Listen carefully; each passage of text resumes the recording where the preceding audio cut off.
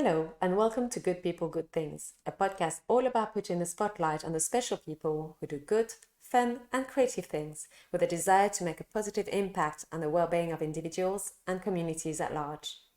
This series is brought to you with a mixture of French and, I'm told, South African accent. I am Flo, your host and a yoga teacher by trade. Let me introduce you to Laura Luz, or shall I say Reverend Laura Luz. Originally from London, Laura's childhood was influenced by lots of different cultures and faiths, which were very important to her. She was also exposed to arts from an early age. Her mom would take her to galleries, ballets and shows, which no doubt made an impression on her. Laura studied her undergraduate degree in Theology and Religious Studies from 2000 to 2003.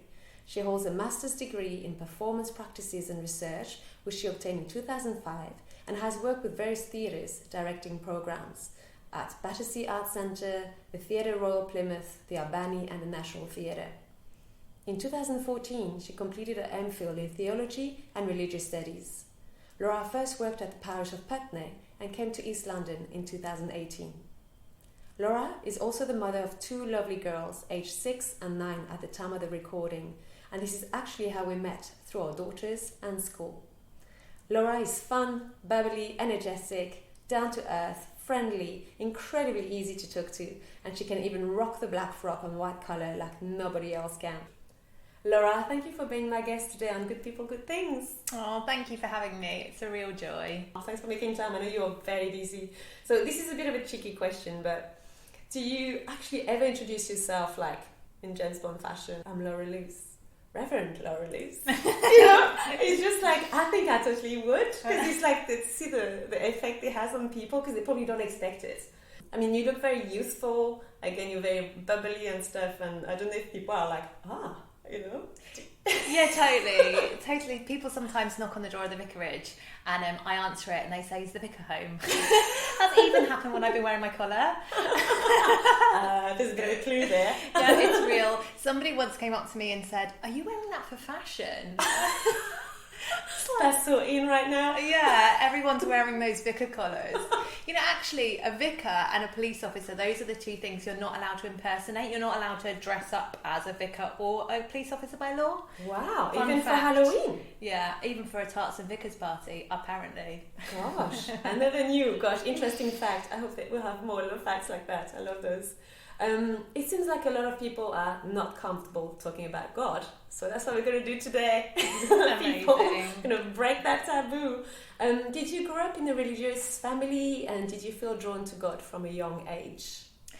Yeah, I think so much of this is about language, and the language we want to put on our experience of the mystical or the spiritual, that ethereal part that we experience in our lives and in the universe. And for me, the language on that, as I was born into a Christian home, was the language of Christianity. I know people can be very wary of that. It feels very patriarchal or old-fashioned or conformist in some way. But for me, as a child, it made sense of a world for me. It gave me freedom. It helped me to experience love. I knew what it meant to be loved. I remember even being really little and drawing a picture in the kitchen of the universe and writing "Thank you, God" on it, and folding it up and putting it out the cat flap so that it would fly up to heaven. Oh, it's just horrible.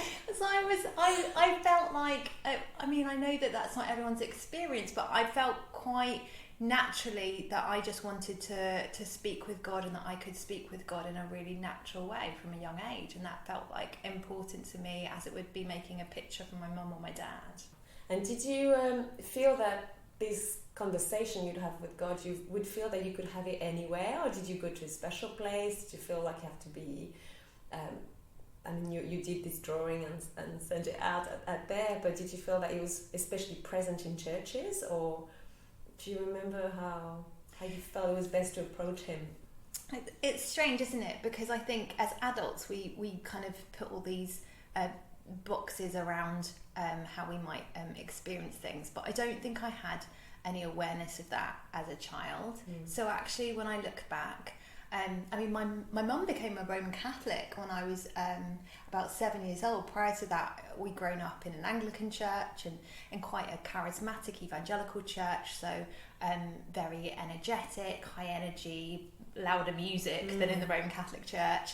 And in the Roman Catholic Church, you know, there was an organ, there was quite a serious priest, and actually I was an altar server, which was unusual for a girl, but I really enjoyed that. But I wouldn't say that I had a more profound experience of God necessarily in those church contexts than I did sitting in a garden and like picking flowers and looking at the flowers and thinking about how God was with me in those moments. And actually I think that growing up, I think I've been doing that, and being an adult, part of my process and my spirituality has been to unlearn some of those processes of thinking, oh, well, you know, I need to be in this context to meet God, particularly ironically as a priest. And actually, even in the places that I retreat, the places where I go to be replenished, a lot of that time I feel myself needing to just go to the mountains or to the sea or to the forests. Maybe that's also because church has become the workplace for me too. I'm not going in the office today. But yeah, I would say, you know, kind of getting more in touch with that childhood faith. You know, Jesus says that the kingdom of heaven belongs to the children. That's where it is. And I think sometimes we miss that, or we make religion very complicated and try and make it very adult.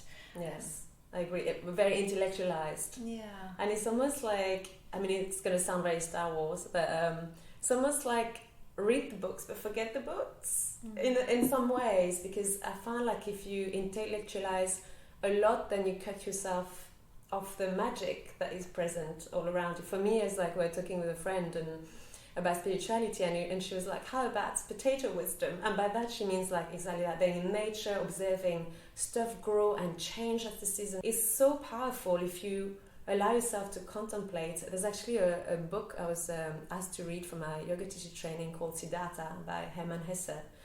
It's a beautiful book, and it's this young Brahmin who's looking for self-realization. He doesn't find it in the more institutionalized ways that he was brought up as. He finds it by the side of a man who just has a boat to take people across the river, and he stays with him, and that's when he becomes enlightened. And it's literally by noticing that the river is just never the same and stuff like that. So there's so much power in being in nature and just observe creation, really.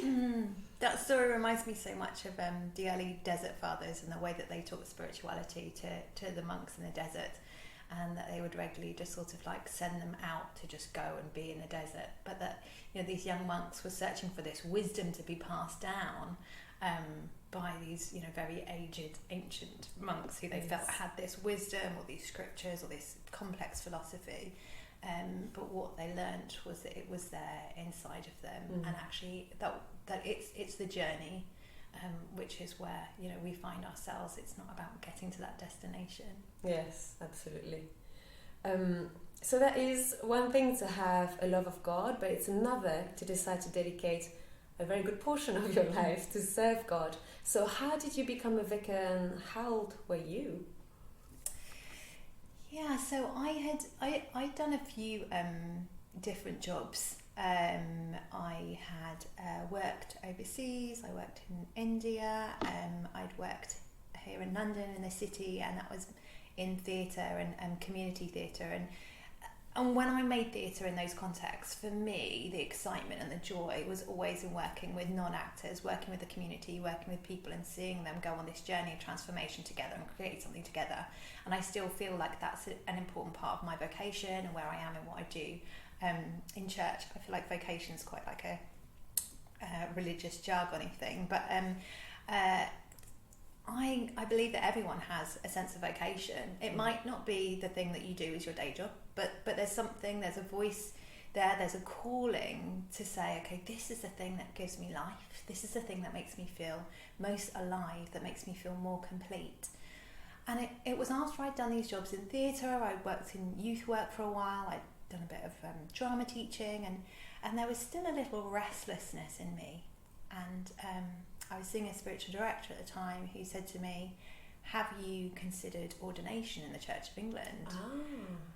And I was like, oh my goodness, I cannot believe you're suggesting anything like that. That felt so crazy. I mean, for me, my point of reference was like Dawn French on the Vicar of Dibley, and that was like that was a lady vicar, and I just thought, oh my goodness, I just don't know if that is me, if I would be able to kind of fit myself into something like that. And I think I remember meeting a woman who had been ordained, who was a vicar, and she was speaking to me about it and hearing some of my fears and concerns.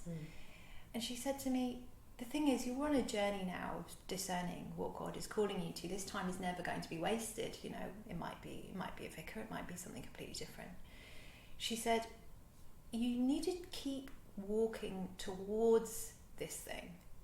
And the moment that you feel that it's shutting you down or making you feel like a smaller person, then you just stop, take a step back, or go in another direction. But if you keep walking and have a sense that you are being opened up to be more of who you are and more of what you can become, then you just keep going.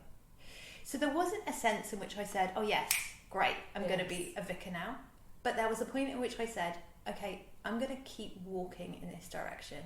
And the more that it continues to give me life, the more that I'll keep walking. And I suppose I just started doing that, and I'm still walking, you know. You've come quite a long way already. But yeah, I guess it's a lifetime journey. But how wise and how non-pressurizing was that? It's like, if it feels good, continue. If it doesn't, then maybe you stop. It's just so nice. It's just a nice way to, I guess, tackle anything in life. It's like, how does it sit with you? What do you feel? Because it's very easy to be disconnected and be like, this is what I feel I should be doing. I mean, we're in a society that set goals and in specific time frames, etc. So it's really lovely to have someone just reminding you, like, this is a journey. This is it's going to take years. It's going to take a lifetime. Whatever. See how that goes. Yeah, very wise. So you mentioned you have a very artistic background. So previous to being a vicar, you worked in theatre, you mentioned. I find that being a vicar actually involves an element of performing, and I don't mean that badly at all. It's not like in the form of pretense. It's just like you have to be charismatic. You're standing in front of people, you deliver sermons. Do you find that writing those sermons and delivering them to an audience, I guess is another word. A congregation. Yeah. Thank you very much. Do you find it's one of the favourite aspects of the, I'm going to say job, for lack of a better word? Yeah, I do. For me, like, the preparation of a sermon it's a real privilege, because it demands of me to go on a journey. So to read the Bible, to sit with it, to pray, meditate upon it, to hear the voice of God. I have to do that. I'm accountable to a congregation because I want to hear what God's Spirit is saying here and now. And that's amazing. You know, I'm sure that if I wasn't a vicar, I would never do that much work on a biblical text, or maybe spend that much time speaking to God. And maybe that's why I do it, because I know this is what I need. And often when I'm preaching those sermons, I'm preaching them to myself as much as I'm preaching them to a congregation.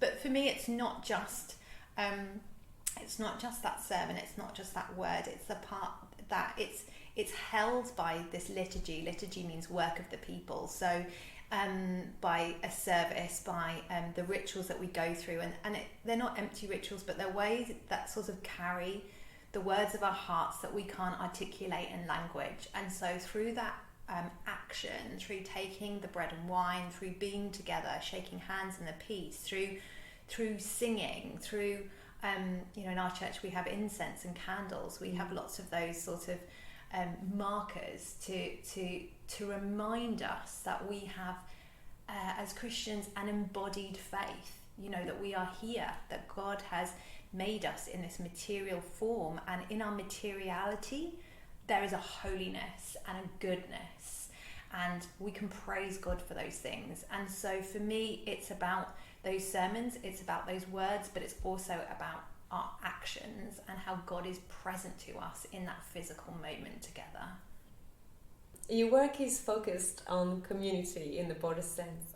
Beyond the more obvious services you provide for the church, so the Sunday services, weddings and funerals and baptisms, how else do you maintain your connection with your existing community, and how do you go about reaching out to people from all horizon and backgrounds? So absolutely, people come into our church building and they come and they want to ask for things or be part of things, but most of the time, the majority of people in the parish, so that's the area in which the two churches that I look after are located, the majority of people aren't going to be coming through our church doors for a number of different reasons. So my role is to think, how can I be present and be a presence to people in a different way? So we think about that in the way that we do our outreach. So we have a service with the school in the community called Holy Moly on a Monday, where also we have our service and we have a choir from school and we feed people and we have fun together. But also, my passion is how do we change things for the better in our communities? And that's not about me getting on my soapbox and saying, oh, this should happen and this should happen. But it's about listening to one another and trying to understand what are the passions and desires that each of us have on our hearts. We live in an area, people are very busy, people are juggling lots of things. And there's no end to the need and the number of things that we could possibly do. But everybody is passionate about something. So for me, I love to just meet with people when I have that opportunity and just to find out what's their passion, what are the things that they really care about. And then perhaps I've met with somebody else like a couple of weeks ago who seemed to care about similar things. Perhaps I can put them in touch with each other. Perhaps as a church we can work together on these things. And in a way, like that's part of being Jesus's hands and feet where we are, bringing positivity, bringing change, and working together to make those connections and to make our community a better place to live for all of us. Do you find like that you were saying like people are not coming through the doors of churches? Do you find like it's more, you've been here for about 4 years now in East London. Do you find it's especially since the pandemic, or was it already like that before? I think that people's habits have changed post-pandemic. I think especially families and young people. We are seeing people who have, were at church pre-pandemic again, but I notice that they're coming less frequently to church.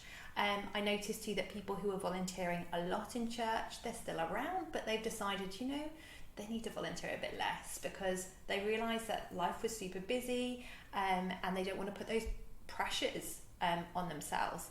And actually, there's a thought about now, how do we work with what we have and who we are now? Does that mean we need to do less? Does that mean we need to work differently? People's energy levels have shifted dramatically, and none of us have ever been in this position before. So much of my role at the moment, I think, and about our role as church, is about listening to one another, hearing each other, and that includes listening to ourselves and what we feel like we're capable to do and act. Of course, there's the people who attend church on a Sunday are like a very small percentage of the community that are there. But also, church has also always had this role of being able to be present in the community.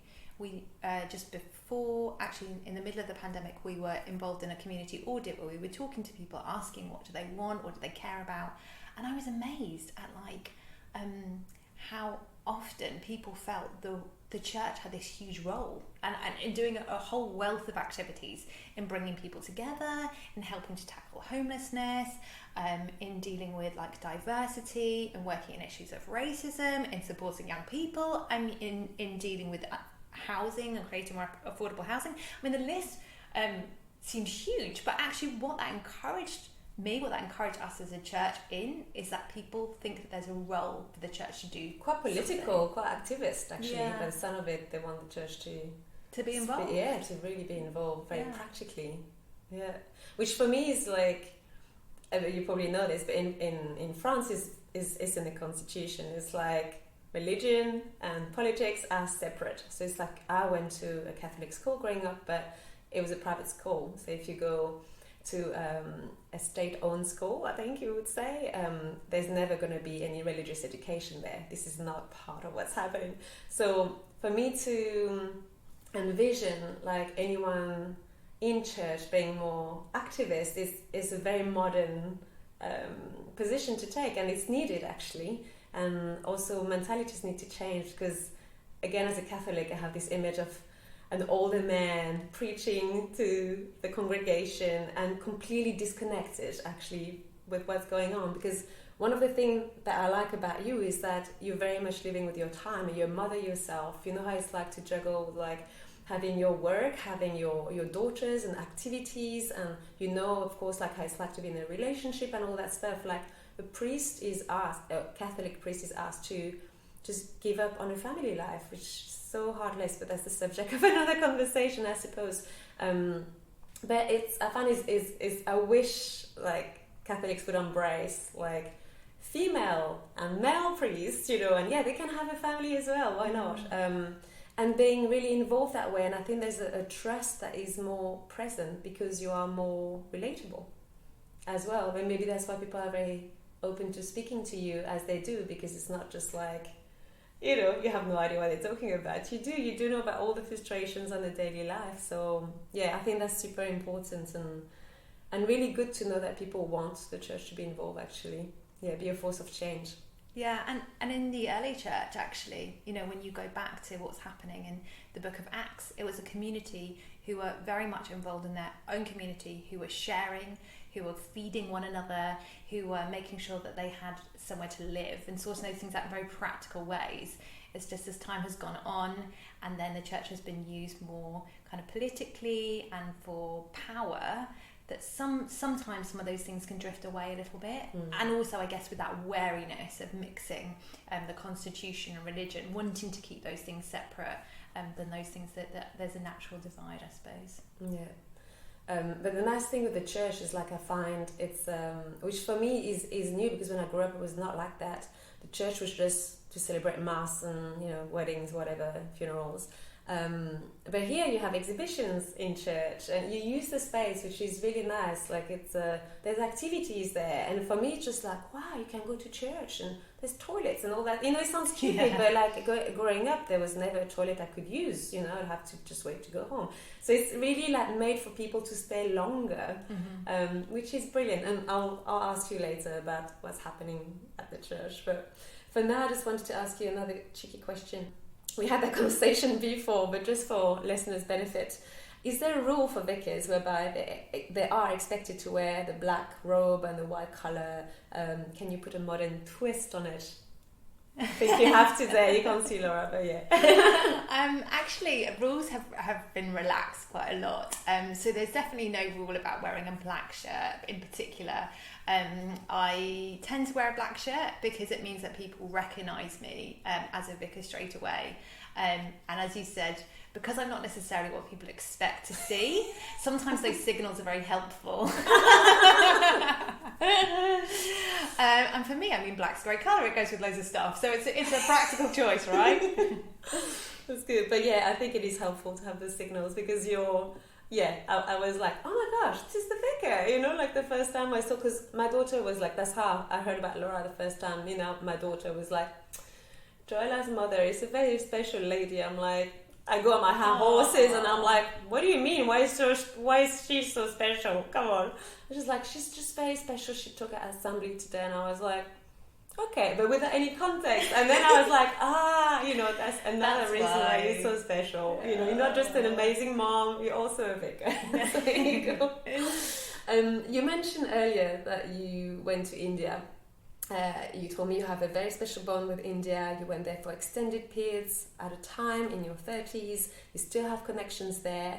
What were the circumstances around your first trip to India, and what kept you coming back for more? Oh yeah, so I read theology, and I've always had an interest in art and spirituality, and I was studying Hinduism when I was at university, and there was a certain artist who I came across. In fact, my lecturer had told me about. His name's Jyoti Sahi, and he lives in Silviapura, which is just outside Bangalore. Well, I say that, but I mean Bangalore is sprawling more and more. It's it's probably in the middle by now. But he and his wife moved to that area. They set up a school there and an ashram, the Art for Peace ashram. And I became really interested in Jyoti's work because a lot of the Christian art in India has been, linked to it's very imperial, it's very colonial, lots of white Jesuses, and it doesn't make any sense. It doesn't make any sense. But Jyoti, immediately in his early work, he was always looking at what does it mean to find the Asian Christ. What does it mean for Christ to be in an Asian body? And throughout his life, he took that further. So he was very conscious of the caste system, of course, in India, and that when people became Christians, especially in the small villages where there would be the large Dalit populations, like the untouchable caste, a lot of the attraction for becoming a Christian was that you could sort of relinquish this class system, so you were free of this class system. And so Jyoti created work where he would put Jesus as the Dalit. So he would put Jesus as the untouchable, the one who was with the people on the margins, who was in poverty. And of course, that's resonates so much with the Jesus of the Gospels, who is with those who have nothing, who have been oppressed, who have been ostracized. But the remarkable thing also about Jyoti's work is the way in which he paints Mary. And Mary, in his paintings, has this incredible feminine power. So he paints her, with the seed of her womb open to what has then come out of it, there's one where there's a cosmic dancer, and the Indian Jesus Christ is literally as a small child dancing out of her womb. And it's just the most wonderful, joyous, energetic movement and celebration.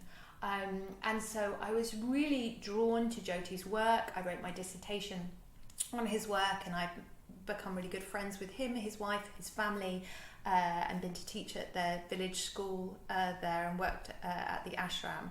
And what I always delighted in when I was in India is that I felt like I could have conversations about spirituality with basically anybody at any time. I could get in a tuk-tuk and somebody would start talking about something, or I'd ask a question about what was going on. And it was the way in which spirituality is so integrated.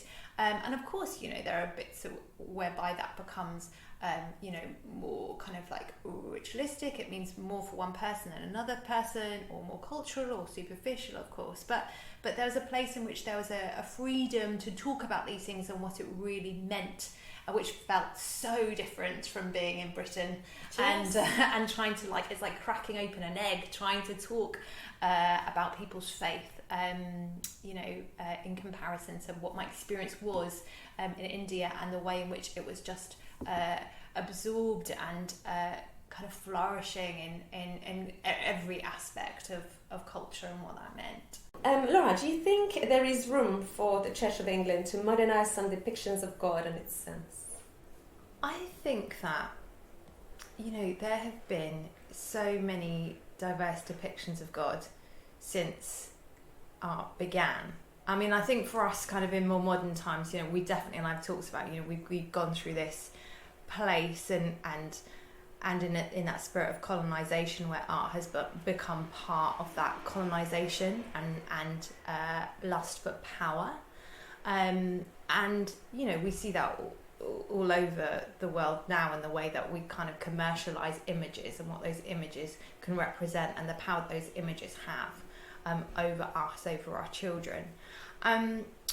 So it's not that this hasn't happened before, but I do think that there is and has been actually over the last few years, perhaps decades, a growing awareness of the importance of how we see images of God in a way that are not just an old white guy. So we see images of God as female, we see images of God as every colour, we see images of God as every age. If you Google different images of Jesus, there's one exercise that I love to do when we're preparing children for confirmation or for Holy Communion, which is to look at the different faces of Jesus and say, well, which one appeals to you? And I think we have to look for those images. I think those images are quite personal for us, because a lot of the things that we carry with us, our experiences and what we project onto things, are quite personal. So actually, God as Father doesn't work for a lot of people. God as Mother doesn't always work for people. So, seeing Jesus in different ways helps us to understand those different facets of God, of God's character. And the Bible tells us that human beings reflect the image of God. That means that without every one image of us individually as a human being, we don't see the image of God. Like, that is how incredibly diverse God is, and how we find God's self. So once we start excluding images, once we start excluding people or excluding representations, then actually we don't see the whole of who God is. One of my favourite pieces is a triptych, so the three images of God, as Father, Son and Holy Spirit, but actually it's three females, and then I forget the artist now, but maybe I can look it up and I'll let you know. But it is three women from churches locally here in the East End, and they are different races, slightly different ages. But when I see them, it's like I see women who I see every day in the congregation. And the way that the artist has written, because you write an icon, so the way the artist has written this with the gold background and the kind of glittering background, it's so beautiful. But you just see their welcome, you see their hands open, and you just see that you are welcome in that place. It's not so different from a very famous Rublev icon that has God the Father, Son and Holy Spirit depicted in that. But the tradition was that at the bottom of that icon there was a little mirror, so you would see yourself as part of that. Do you find when it comes to masses, like, do you find, like, since the time you were a little girl to how you, I don't know if you say conduct the ceremony, do you find there's been some changes? I guess some rituals are the same. Do you find there's been some evolution as well? Yeah, so I mean, I grew up going to a Roman Catholic church, and so now the Anglican liturgy, although similar, is not the same as the Roman Catholic liturgy. Both churches have gone through various changes too in my, of course, very short 40 years on this planet. But I think I love liturgy because I love drama. That's my passion, and also in the same way that art shows us the image of God, for me those words are so rich for us. So part of the liturgy that I use on a Sunday in our regular service is talking about imagining God, knowing God as the mother hen gathers the chicks underneath her wings. That's a biblical reference, as is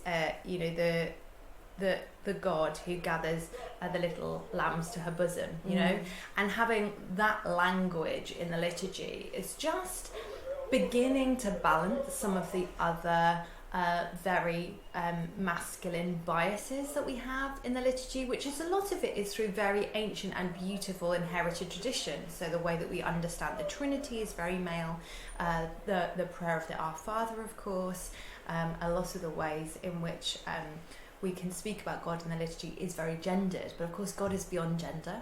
So that liturgy through the symbol, but also through the words, is really important. And actually what I hear back from people who come to church often, when they haven't seen a female presiding at the Eucharist, is that actually just me being there, being me, helped them see God in a different way, change something for them, because obviously seeing a female at the altar in itself speaking those words changes what that might mean and how that might be perceived. Again, I mean, Christianity is an embodied religion.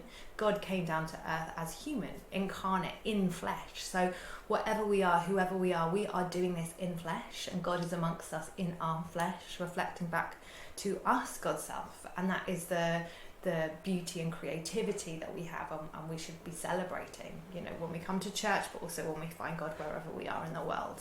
And back to concrete matters, what's your status? So, I mean, are you an employee? Do you have sick days? Do you have holidays? How does that work?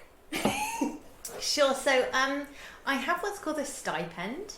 So I live in this lovely vicarage that we're currently in, and this house is part of my job. So it's owned by the church. So as part of my job, I'm allowed to live in here with my family and basically call it my own, decorate it and do as I will with it, and then and also pay the bills.